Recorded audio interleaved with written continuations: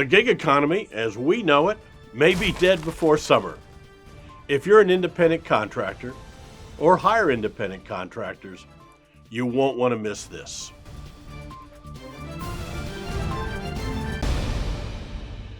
On January 9th, 2024, the Biden administration issued their new independent contractor rule, affecting an estimated 6.5 million businesses. This rule will go into effect March 11th, 2024. There are several factors of this revised rule, but it's factor number 5 that really turns some heads.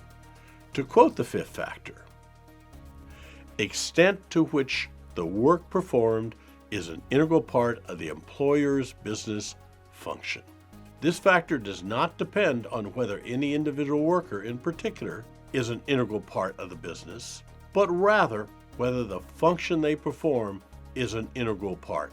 This factor weighs in favor of the worker being an employee when the work performed is critical, necessary, or central to the employer's principal business.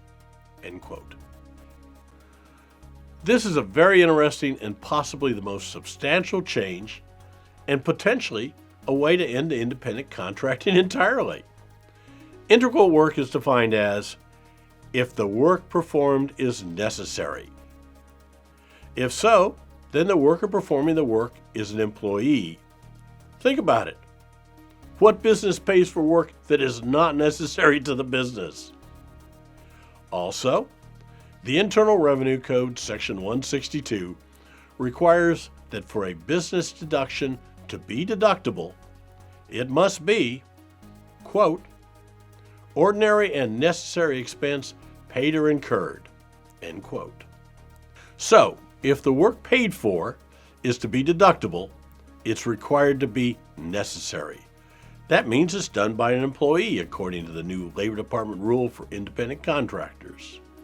Integral is going to be the bane of businessmen everywhere until case law develops that defines integral as it applies to the Fair Labor Standards Act and independent contractors.